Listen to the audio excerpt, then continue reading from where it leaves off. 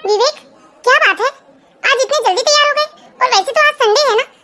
हाँ मधु, संडे तो है, लेकिन आज मुझे गांव जाना है माँ को लेने। क्यों विवेक, आपने अपनी माँ को लाने का फैसला कर लिया, लेकिन एक बार भी मुझसे पूछना जरूरी नहीं समझा? मधु, 3 दिन बाद हमारी एंजल का बर्थडे है ना, इसलिए मैं सोचा कि बर्थडे पार्टी में माँ भी रहेगी तो अच्छा लगेगा। क्या विवेक जी, माँ गाँव में रहने वाली है और गाँव में वैसे भी ऐसी पार्टियाँ तो होती नहीं है ना, कैसे वो ऐसी पार्टी अटेंड कर सकती हैं? उन्हें अच्छा फील नहीं होगा ऐसी पार्टी में, इसलिए मेरी बात मानिए, मत लाइए आप माँ को। लेकिन मधु, एंजल उनकी पोती है, उनका भी तो मन करता होगा मधु कि अपनी पोती के साथ थोड़ी देर खेले, उसे अच्छी अच्छी लोरियां सुनाए। ठीक है, अब आपने फैसला कर ही लिया है तो ले आइए, आप मेरी कहाँ सुनते हैं? मधु, मेरी बात तो सुनो। देखिए, मैं तो यही कहती हूँ कि आप माँ को मत बुलाइए, वैसे भी हम तो एंजल की बात आपकी मम्मी से करवाते ही रहते हैं ना। लेकिन मधु, फोन में बात करवाना अलग होता है और माँ सामने से एंजल को देखेगी तो ज्यादा खुश होगी। और वैसे भी जब हम अपनी बेटी की बर्थडे पार्टी में इतने सारे लोगों को बुला रहे हैं तो एंजल की दादी को क्यों नहीं? इसलिए जी, क्योंकि जो बाकी गेस्ट आएंगे वो बर्थडे अटेंड करके वापस अपने घर चले जाएंगे, लेकिन आपकी माँ को तो बहाना चाहिए यहाँ रहने का। ठीक है, फिर बुला लीजिए ना, मुझे बताने की जरूरत क्या है? हाँ जरूर बुलाऊंगा मधु, इस बार मैं तुम्हारी बात बिल्कुल नहीं सुनूंगा। हाँ बुलाइए बुलाइए, मेरी क्यों सुनेंगे आप? अपनी माँ के लाडले जो है। हाँ, इस बार मैं मधु की नहीं सुनूंगा, माँ को तो मैं लेकर ही आऊंगा। इस तरह से विवेक मधु की बात सुने बिना अपनी माँ को लेने गाँव पहुँच जाता है। क्यों जीजी, आज विवेक आ रहा है क्या? हाँ रमा, आज मेरा बेटा विवेक आ रहा है। ये तो बहुत ही खुशी की बात है जीजी, इतने दिनों बाद आ रहा है आज विवेक गाँव। बहू भी आ रही है क्या जीजी? नहीं रमा, वो कहाँ शहर की पढ़ी लिखी लड़की गाँव में क्या करेगी वो आकर, बस विवेक आ रहा है मुझसे मिलने। चलो अच्छा है जीजी, कम से कम बेटा तो आ रहा है। हाँ रमा, मैं बड़ी किस्मत वाली हूँ, मानती हूँ मेरा बेटा मुझसे दूर रहता है, लेकिन आज भी वो मेरी उतनी ही परवाह करता है। हाँ जीजी, वरना मुझे ही देख लो, मेरा बेटा तो मेरे साथ ही रहता है, लेकिन जरा भी मेरी परवाह नहीं करता। अरे बहू के मुंह में जो आता है वो बोल देती है, लेकिन बेटा कभी उसे डांटता नहीं है। अरे रमा, तू अपना दिल छोटा मत कर। अरे यही सोचकर अपना दिल बहला लिया कर रमा, कि कम से कम पोता पोती तो तेरे पास है, जो बेचारे दादी दादी कहते थकते नहीं है। हाँ जीजी, बस यही तो सहारा है मेरे जीवन का।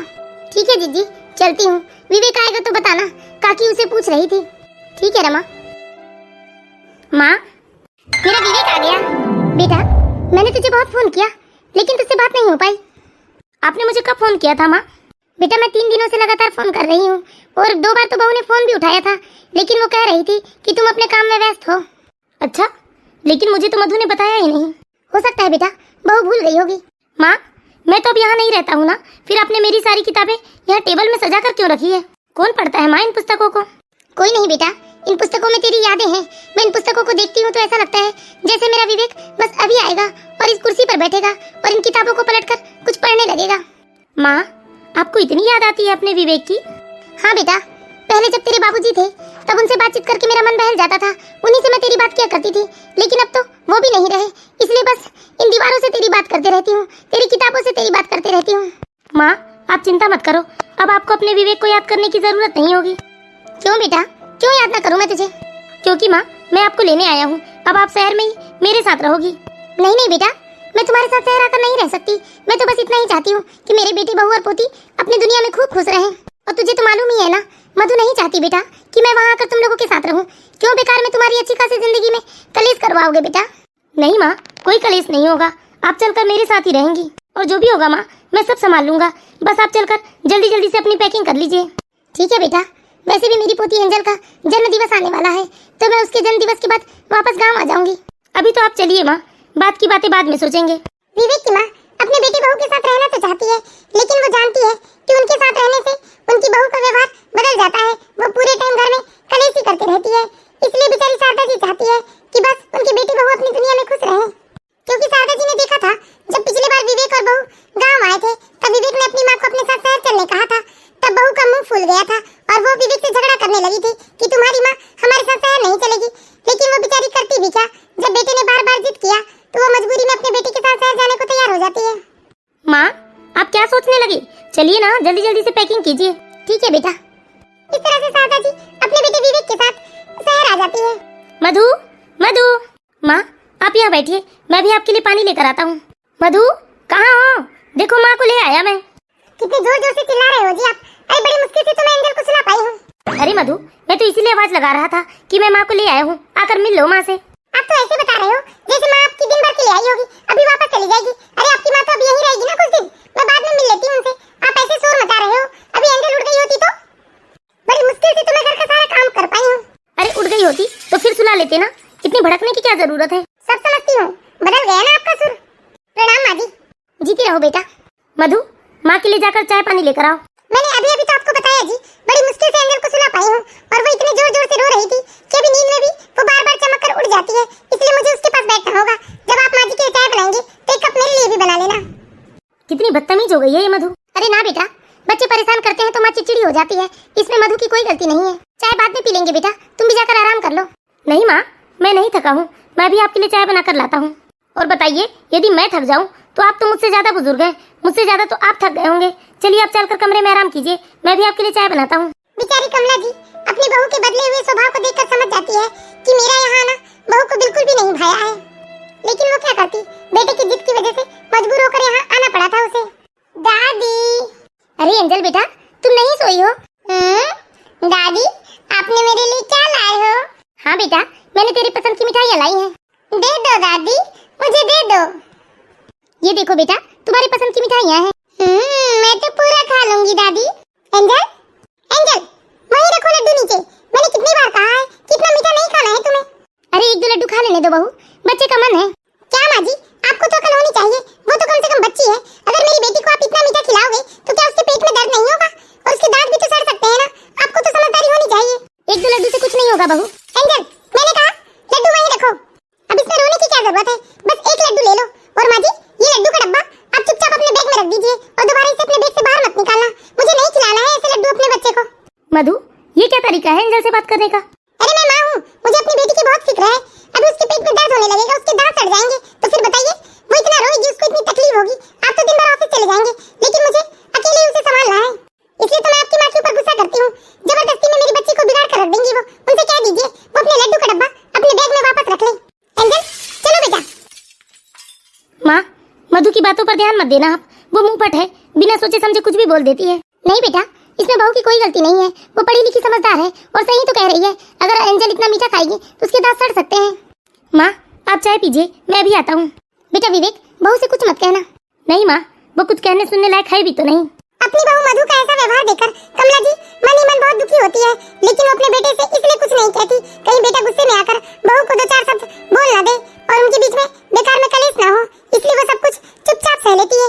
वाह मधु, मेरी माँ ने जो देसी घी के लड्डू बनाकर लाए हैं गांव से, उससे तुम्हारी एंजल के दांत खराब हो जाएंगे। और जो तुम दिन रात चॉकलेट खिलाते रहती हो, उससे एंजल के दांत खराब नहीं होंगे। तुम्हें तो मूड खराब करने का और घर में कलह करने का बस बहाना चाहिए। मैं देखता हूँ जब जब मेरी माँ यहाँ आती है तुम्हारा व्यवहार बदल जाता है। और एक बात याद रखना मधु, देसी घी के लड्डू खाने से दांत नहीं सड़ते हैं। ये जो तुम रात दिन चॉकलेट खिलाती हो ना, दांत इससे सड़ते हैं। मुझे मत सिखाइए, मुझे अच्छे से मालूम है मुझे अपनी बेटी की देखभाल कैसे करनी चाहिए। तुमसे बहस करने का कोई फायदा नहीं। अच्छा जाकर माँ और मेरे लिए खाना परोसो, हमें भूख लग गई है। कहाँ से खाना परस दूं मैं? मुझे क्या मालूम था कि आप गांव से खाना खाकर नहीं आएंगे। मुझे तो यही लगा था कि आप खा पीकर आराम से आएंगे। अब आप बिना खाए जल्दी आ गए तो मैं क्या करूं? तुम्हें इतनी तो अकल होनी चाहिए कि मैं माँ को लेकर 1 बजे आ गया हूँ दोपहर को, तो क्या इतनी जल्दी मैं वहाँ से खाना खाकर आ जाता? तो आपको आराम से खा पीकर आना था ना, इतनी जल्दबाजी में आने की क्या जरूरत थी? मुझे सब मालूम है मधु, तुमने अपने आलस्य के चलते जानबूझकर मेरे और माँ के लिए खाना नहीं बनाया।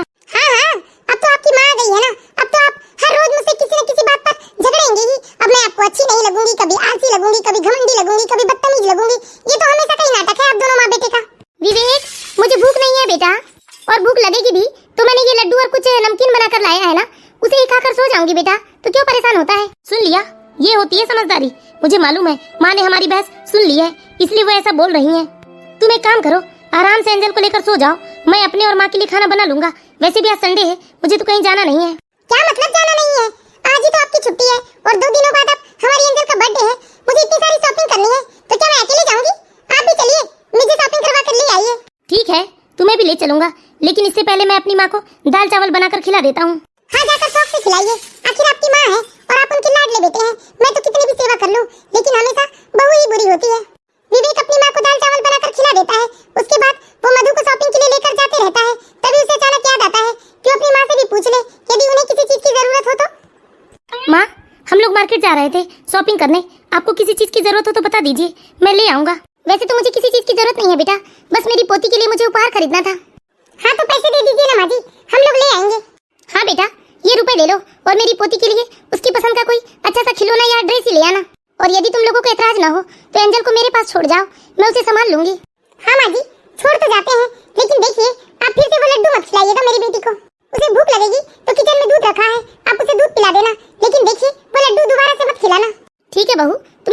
कर जाओ। लो बेटा। अरे माँ, इतने रुपयों की क्या जरूरत है? बेटा तुम अपने और बहू के लिए भी जो पसंद हो वो ले लेना। हाँ ले लीजिए ना, साल 4 साल में एक बार सास का भी तो फर्ज बनता है कि अपनी बहू बेटी को कम से कम कुछ नहीं तो एक जोड़ी कपड़े ही दिला पाए। एंजल, आप दादी के पास रहोगे बेटा? मम्मी पापा अभी मार्केट से आते हैं। हाँ पापा, मैं तो दादी के पास ही रहूंगी। बहू और बेटी के मार्केट जाने के बाद कमला जी अपनी पोती एंजल के साथ बहुत खेलती है, उसे ढेर सारी कहानियां सुनाती है और फिर एंजल थक कर सो जाती है। फिर कमला जी घर का सारा काम कर देती है और शाम का खाना भी बना देती है। चलो अच्छा हुआ जो एंजल समय पर सो गई तो मैंने घर का सारा काम कर दिया है और खाना भी तो लगभग बन ही गया है। वैसे भी मधु बेचारी मार्केट से थक कर आएगी तो कब खाना बनाएगी? अरे माँ, आप रसोई में क्या कर रहे हो? अरे बेटा, एंजल सो गई थी ना तो मैंने सोचा बहू भी तो मार्केट से थकी हारी आएगी, इसलिए मैंने घर का सारा काम कर दिया और बस खाना बना रही थी। खाना भी लगभग बन गया है बेटा।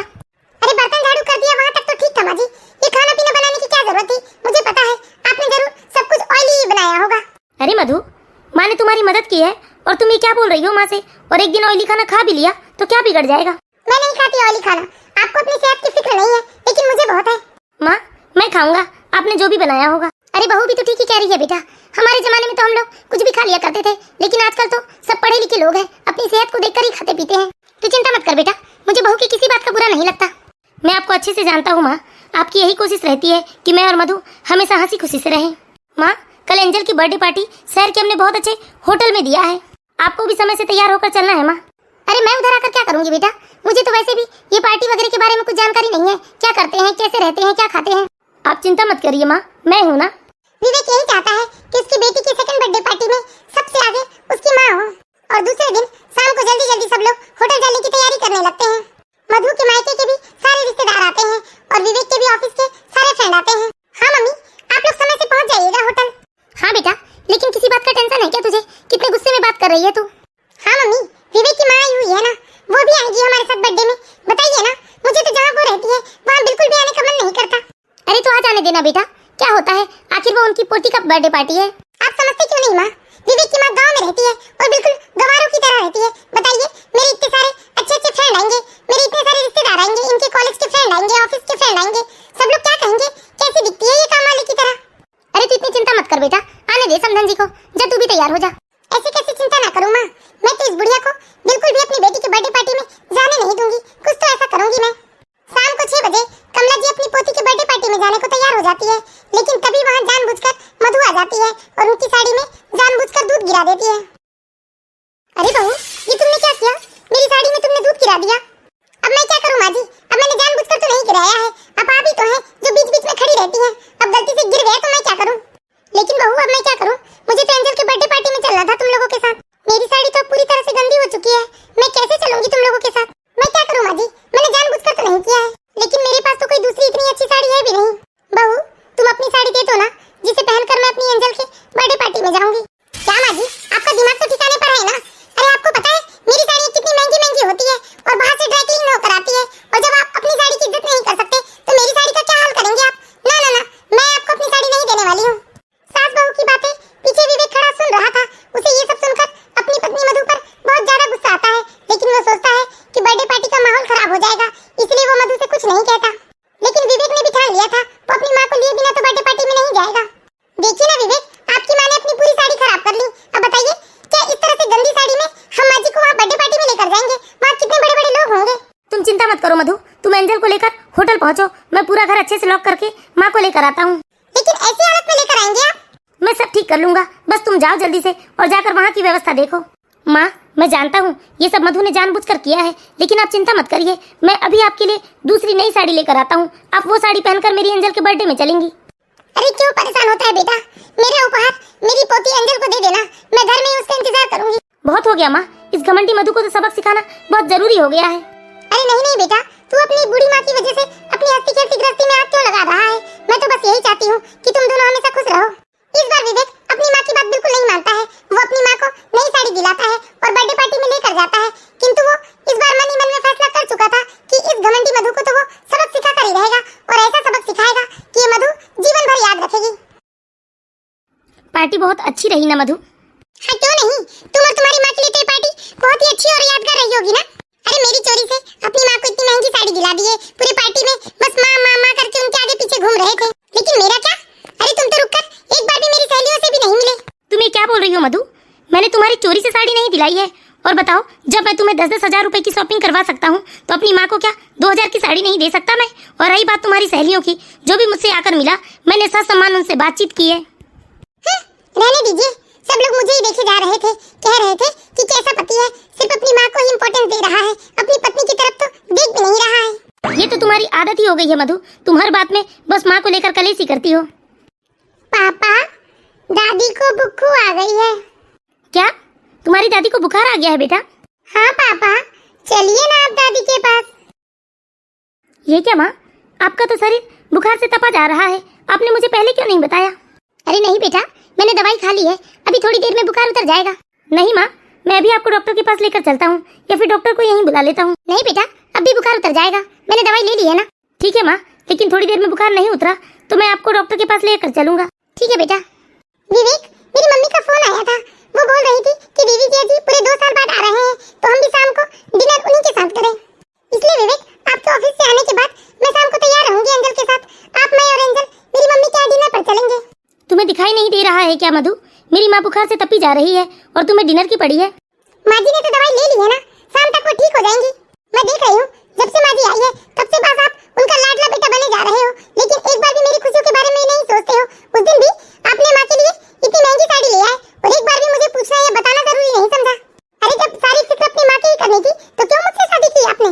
ये क्या उल्टी सीधी बात कर रही हो मधु तुम? और रही बात माँ की साड़ी की, तुम तो हमेशा जब भी मार्केट जाती हो 20-30 हजार रुपए की शॉपिंग करती हो, मैं तो तुम्हें कभी मना नहीं करता। और जब मैं इतने रुपए कमाता हूँ तो अपनी माँ के लिए 1000-2000 रुपए की साड़ी भी नहीं ले सकता। तुम्हें तो बस कलेश करने का मौका चाहिए। बेटा विवेक, जाओ तुम लोग, नहीं तो बहू के मायके वालों को अच्छा नहीं लगेगा। वैसे भी मैंने दवाई ले ली है, मेरी तबीयत तो शाम तक ठीक हो जाएगी। अरे सब आपका ही तो किया धरा है माँ जी, अब खुश हो जाइए आप। जाओ ना बेटा, बेकार में ही बहू नाराज हो रही है। अरे माँ, आप ये मधु को नहीं जानते, मैं इसकी सारी चालबाजियां समझता हूँ। ये जानबूझकर बता रही है कि हम तीनों को ही बुलाया है माँ ने। क्या इसकी माँ को पता नहीं है कि यहाँ मेरी माँ आई हुई है और आज मेरी माँ बुखार से तड़प रही है और मैं डिनर करने इसके मायके जाऊंगा? हरगिज नहीं माँ, मैं यहीं रहकर आपकी देखभाल करूंगा। ठीक है, तो आप मत आइए, मैं एंजल को लेकर अभी अपने मायके जा रही हूँ। हाँ, तुम खुशी खुशी जा सकती हो। बेटा तू भी चले जा बेटा, क्यों बेकार में ही कलेश कर रहा है? विवेक बहुत ही समझदार और सुलझा हुआ है, वो एक बेटे और एक पति होने के फर्ज को अच्छे से समझता है। इसीलिए माँ के समझाने पर विवेक भी अपने ससुराल डिनर पर चला जाता है। लेकिन अब विवेक के सब्र का बांध टूट चुका था, उसने अपनी घमंडी पत्नी मधु को सबक सिखाने का रास्ता ढूंढ लिया था। ठीक है मधु, मैं शाम को डिनर पर पहुंच जाऊंगा। हाँ, तुम मेरे साथ क्यों जाओगे? पता नहीं अकेले में क्या बात करते रहते हो अपनी माँ से, बस पूरे टाइम माँ माँ माँ करते रहते हो। मुझे तो लगता है पक्के में आप अपनी माँ से मेरी बुराई ही करते होंगे। तुम्हारी बुराई के अलावा भी दुनिया में बहुत सारे काम है मधु, और अब तो तुम्हारी आदत हो चुकी है, तुम हर बात में बस अपना मुंह फुलाकर बैठ जाती हो। करीब 1 घंटे की तू मैं के बाद मधु और विवेक मधु के मायके जाते हैं डिनर के लिए, और डिनर से वो वापस आ जाते हैं। लेकिन मधु एक बार भी अपनी सास का हालचाल नहीं पूछती कि उनका बुखार कम हुआ है या नहीं। और इधर दूसरे दिन विवेक के फोन पर मधु की माँ का फोन आता है कि मधु के पिताजी की तबीयत बहुत खराब है। हेलो, हाँ मम्मी जी। बेटा, मधु के पापा की तबीयत कुछ ठीक नहीं है, क्या मधु आ सकती है उनसे मिलने? जी, मैं थोड़ी देर में मधु से बात करवाता हूँ आपकी। ये अच्छा मौका है मधु को सबक सिखाने का। मधु, मधु। क्या हुआ? मधु, तुम्हें हमेशा मुझसे शिकायत होती है ना कि मैं तुम्हें समय नहीं देता। चलो आज मैं तुम्हें फुल टाइम शॉपिंग कराऊंगा, मूवी देखने जाएंगे, खूब मजे करेंगे। सच में विवेक? हाँ मधु, लेकिन अपनी मम्मी से बात कर लो, उनका फोन आ रहा था तुम्हारे मोबाइल पर। अच्छा ठीक है। हेलो, हाँ मम्मी। बेटा, तेरे पापा की तबीयत ठीक नहीं है, वो तुझसे मिलना चाहते हैं, तू आ सकती है क्या? हाँ माँ, मैं अभी आती हूँ। विवेक जी, आप मुझे मेरे मायके ले चलिए ना, मेरे पापा की तबीयत ठीक नहीं है। अरे क्या मधु, तुम्हारे पापा का बुढ़ापा है, इस उम्र में तो तबीयत नरम गरम होती रहती है। और वैसे भी तुम जाकर क्या करोगी तुम्हारे पापा के पास? तुम्हारा भैया है ना वहाँ, वो लेकर चले जाएंगे उन्हें डॉक्टर के पास। हमें तो आज फुल टाइम एंजॉय करना है एक दूसरे के साथ। भैया भाभी को लेने गए हैं। अरे नहीं यार मधु, बेकार में ही तुम्हारे पापा को डॉक्टर के पास लेकर जाएंगे, फिर उनका ट्रीटमेंट करवाएंगे, बेकार में ही समय बर्बाद हो जाएगा ना। हमें तो एंजॉय करना है एक दूसरे के साथ। आप क्या बोल रहे हैं विवेक? उधर मेरे पापा की तबीयत ठीक नहीं है और आपको फुल टाइम एंजॉय की पड़ी है। नहीं मधु, मुझे बेकार में तुम्हारे पापा को डॉक्टर के पास ले जाकर अपना टाइम वेस्ट नहीं करना है। आज तो ये कीमती समय मैं सिर्फ तुम्हें दूंगा। तुम जाकर जल्दी से तैयार हो जाओ। लेकिन मैं कुछ नहीं सुनना चाहता, तुम जाकर तैयार हो। मैंने ऑफिस से छुट्टी आज तुम्हारी ले ली है, अब मजा चखाऊंगा मैं इस घमंडी मधु को। मम्मी जी, मैं अपने एक फ्रेंड को भेज रहा हूँ, वो पापा जी को लेकर हॉस्पिटल चला जाएगा और मैं शाम को मधु को लेकर आपके पास आ जाऊंगा। ठीक है बेटा। विवेक, एक बार मेरा फोन दे दो, मैं एक बार पूछ तो लूं पापा की तबीयत अब कैसी है।